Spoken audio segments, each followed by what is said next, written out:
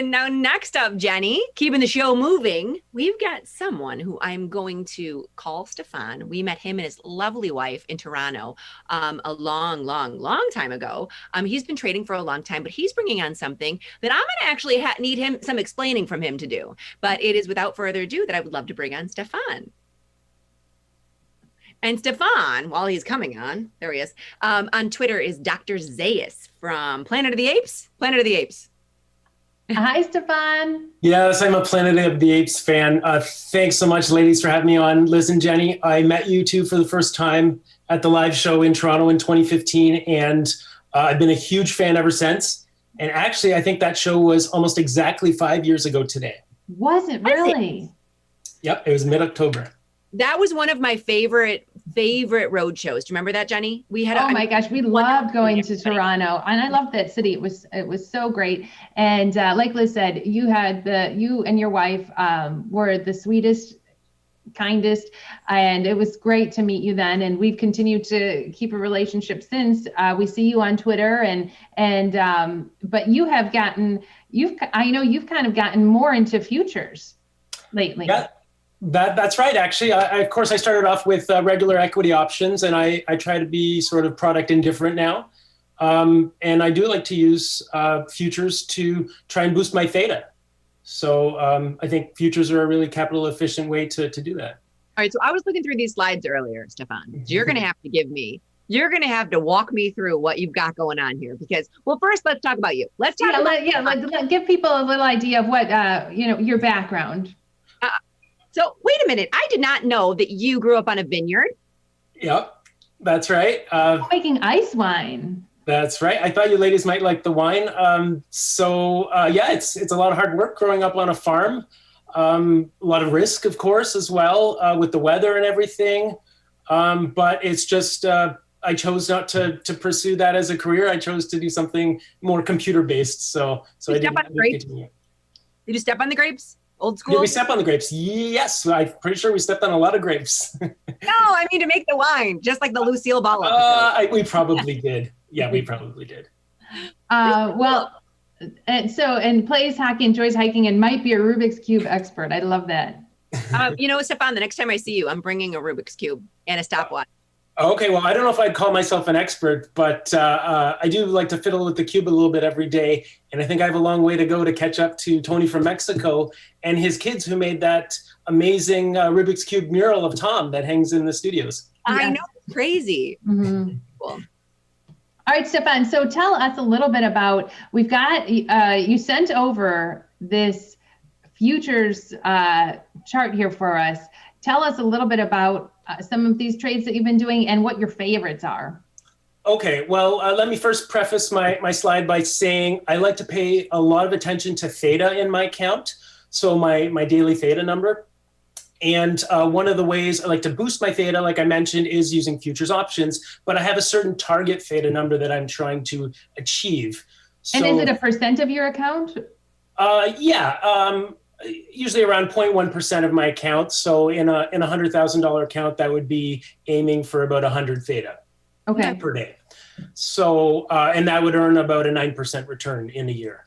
So for the viewers at home, so if you take 100 theta times 365 days in a year, times about 25%, which is what we would expect to keep at the end of the year, that works out to about 9,000, which is a 9% return. Look at you, Stefan. You could be working for the research team. And I'm actually just chuckling because I can imagine this didn't go over well with your winemaking family. Because there's a lot of number crunching in the family too. But anyway, so I came up with this little chart to try and put on my futures trades. I like to define my risk these days with my futures trades. And I'm not saying I would never trade futures naked, but I'm just a lot more cautious now after what happened in March. So I use this little chart to try and size my trades so that they're roughly equal in size and equal in risk.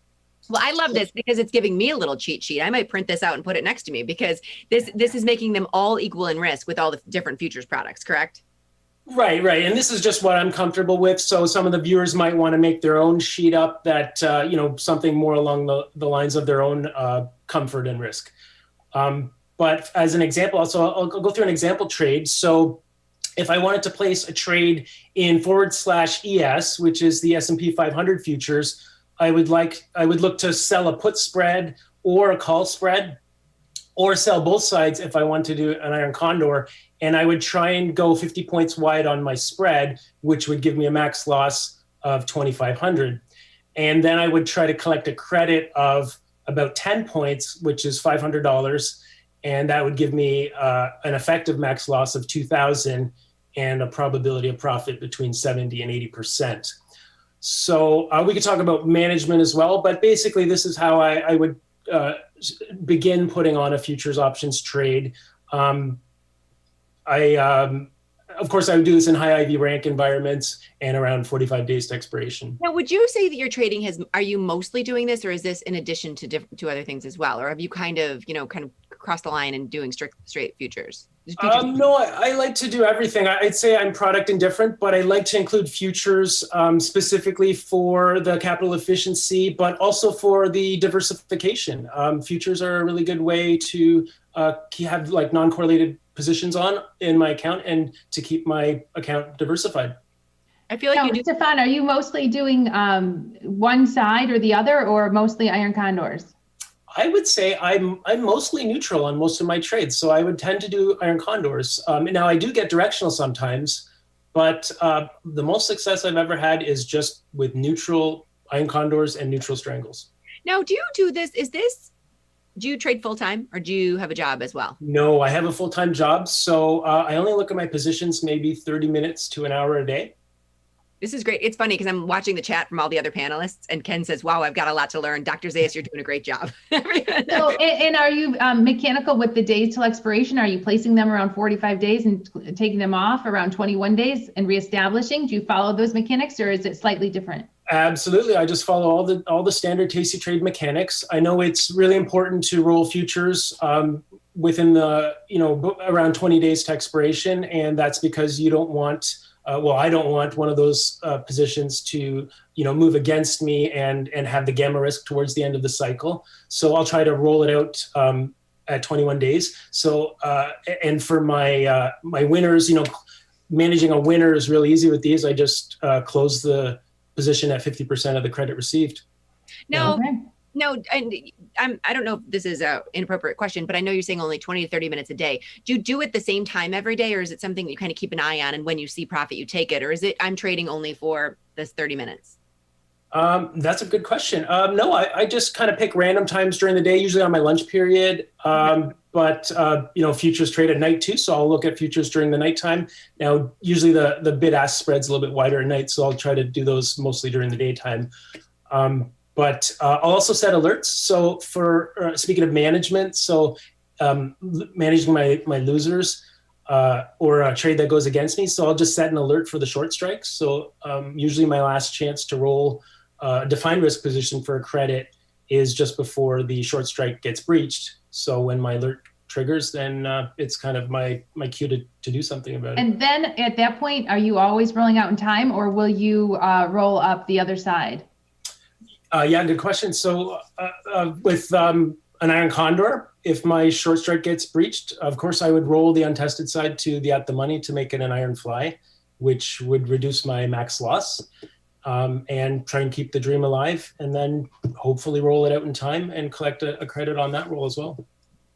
It's very interesting. I love it. Yeah, thanks, Stefan. This is, I'm glad you brought this on. It's something different than what everyone else is bringing in. And it's something that Liz and I don't do as often. We don't trade futures as often. So, so this is great. Thank you, Stefan.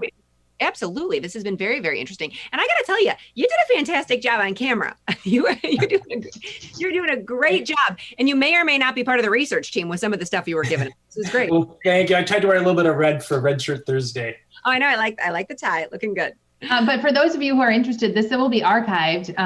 And so I'm sure that you can, once this is archived, take a snapshot of this, or you can even email, and we can send you a snapshot of his futures chart here that he put together, because this is great. You give the spread width, you give the max loss, the desired credit, and all the different products. So this is really helpful. It really is. It really is. So Stefan, thank you so much for coming on. We really appreciate it. Thank you for coming on, Stefan. We will see you on Twitter, I'm sure.